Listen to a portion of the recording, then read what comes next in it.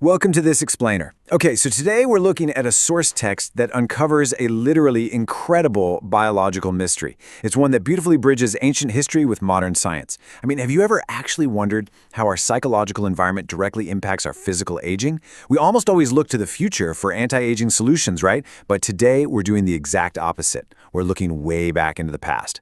What the text argues here is just fascinating. It explores a historical case study in biological vitality that is, honestly, completely mind-bending.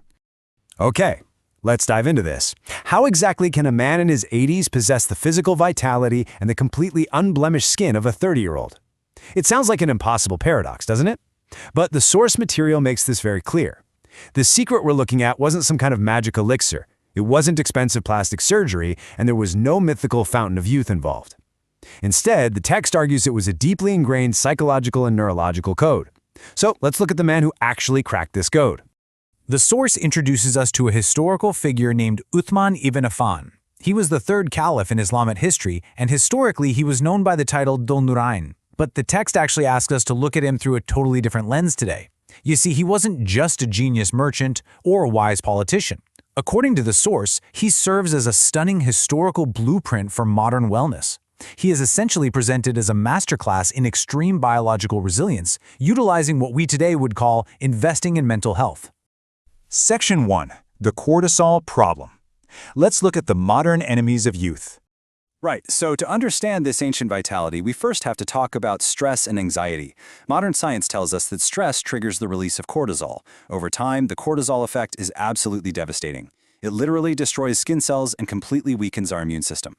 But contrast that with what the text calls the Uthman effect. See, Uthman was incredibly wealthy. He commanded massive trade caravans across deserts and carried immense, really heavy political responsibilities. And yet his contemporaries described his face as entirely wrinkle-free, just radiating youth and freshness.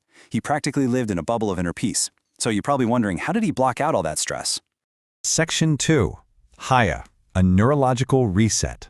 Now what's really interesting about this next concept is his secret weapon.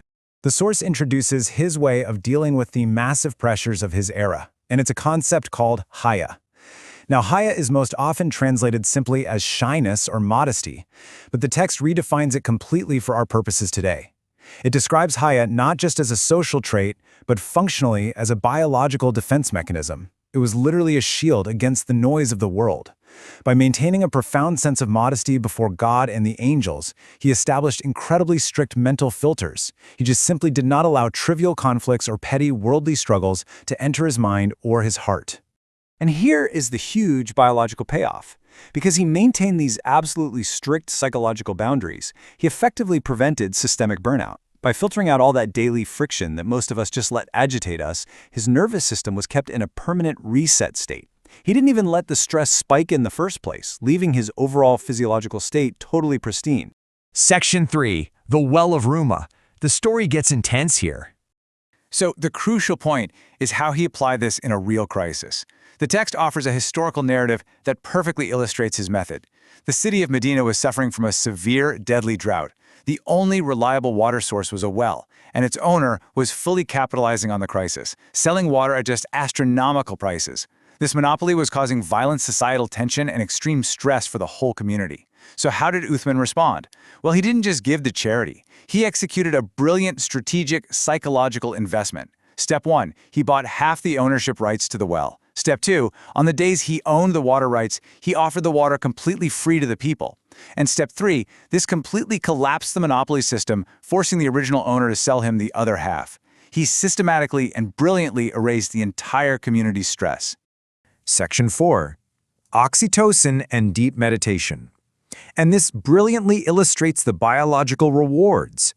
This story connects his immense generosity directly to his physical youthfulness. Look at the contrast here. The city was under this massive tension effect, societal anxiety that literally causes rapid aging. But science today proves that the act of giving actually releases happiness hormones like oxytocin. The text argues this is the oxytocin effect. Oxytocin acts as a powerful, natural anti-aging remedy.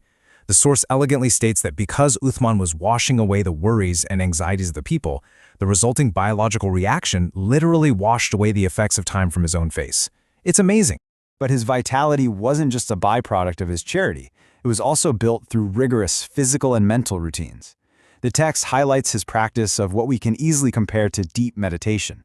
He would spend the entire night in prayer. And amazingly, he would sometimes achieve such intense, profound mental focus that he would complete the recitation of the entire Quran in a single continuous standing unit of prayer, which is known as a rak'ah. Let's break down the empirical benefits of this routine as presented in the source. This level of intense, daily mental focus does absolutely remarkable things to the human body. First, it significantly reduces inflammation rates throughout the body. Second, it strengthens memory function, creating incredibly deep neural pathways. And ultimately, it preserves full physical and mental capacity. This explains exactly why, according to the text, his mind and body never deteriorated, even as he aged well into his 80s. Section 5, the ultimate anti-aging secret.